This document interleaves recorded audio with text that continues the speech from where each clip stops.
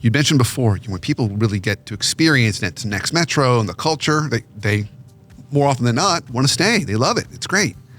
So now we're going to use kind of a cooking in the kitchen kind of analogy.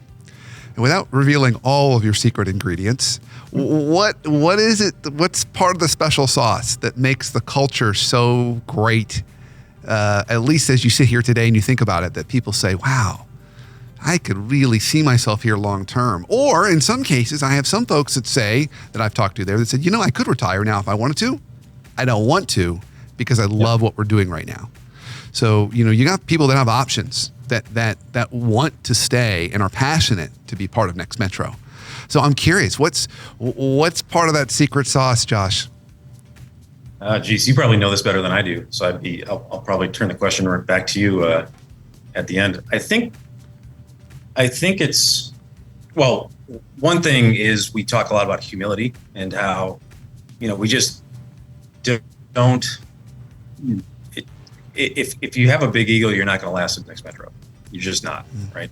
If you're the kind of person that likes to take credit, the kind of person that's always kind of trying to get the light shown on you, I think you're just not going to fit, because from top to bottom, we just have people that are pretty humble and see everyone as equals, right? And it's pretty clear when someone comes in that doesn't fit that mold. And I'll tell you, we have people that voluntarily leave from this organization because they're just like, I'm just not a fit, either culturally, from a personality standpoint, or also we're just a very high performing company, and there's high expectations of work output, and sometimes we have people say that I just can't keep up, right? I just can't. I love this place, but I don't have the ability, or I don't have the desire to work at the level that this company's working at. So I think that but that makes it a fun place to work, right? If you feel like you can walk into the CEO's office at any time and talk to him about, the car you just bought, right? And he's actually going to listen and care and ask you some questions because he's a car guy, which happened to me last week.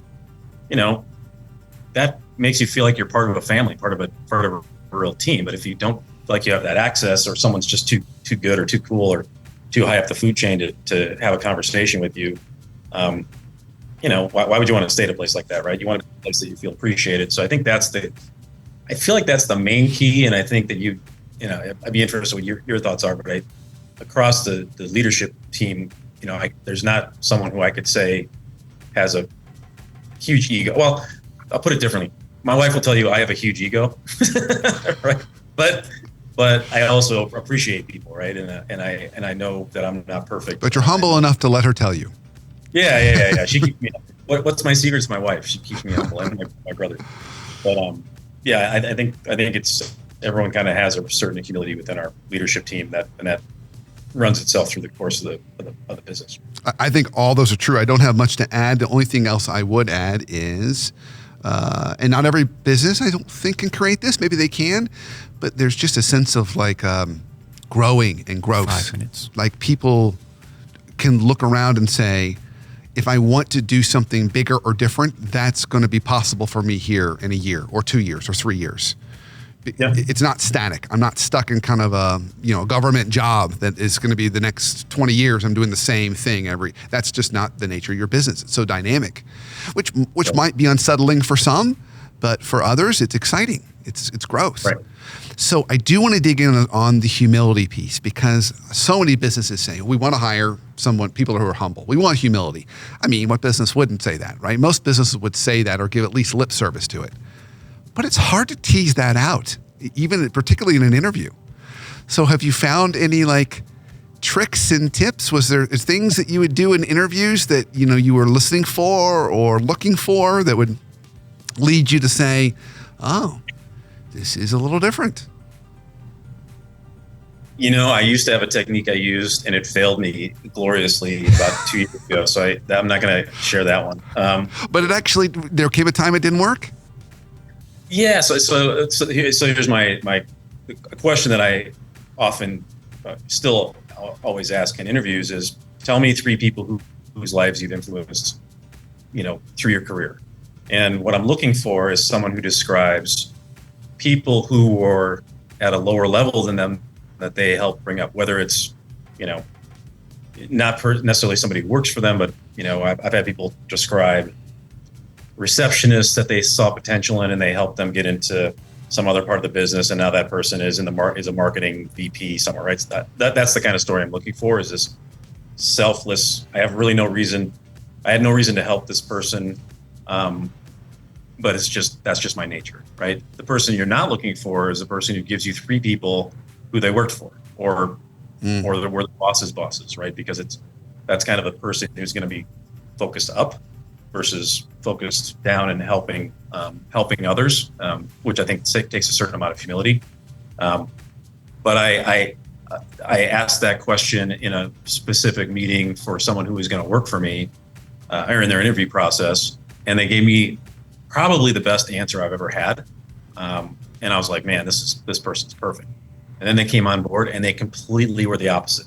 They were completely, putting other people down and like trying to like be very politic and like, so that doesn't always work. To your point earlier, I mean, interviews are interviews, right? You're on your best behavior, et cetera.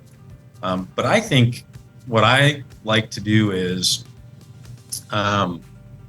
have individuals interview with different levels within the organization, and kind of see if someone starts to sense a little bit of elitism in person, right? Maybe you have an interview with, maybe if it's, I can't think of a specific example, but if we're hiring like a vice president of development, maybe we have them meet with our AP, manager, our accounts payable manager, just because they're going to work together, and just kind of, and preferably have it, if it's a, the development industry is a very male centric business. I want to make sure that person interviews with a woman. I want to make sure that person interviews with someone of a different ethnicity that they have.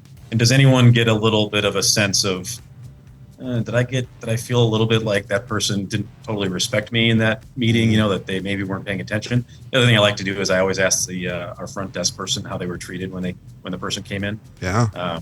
Which is usually pretty good. I mean, usually folks are relatively sensitive, but as they go through the interview process and they get more comfortable, their real personality starts to come out, right? And I'm certainly not going to get the real personality when I interview them. They're going to be on their best possible behavior. So my interview is really more of a sales pitch to come to work at Next Metro than it's about trying to figure out, who they are. Although I do try and get people to relax a little bit, and maybe I'll even make a little bit of a comment to see if they grab that hook of like, see if they jump on a kind of a somewhat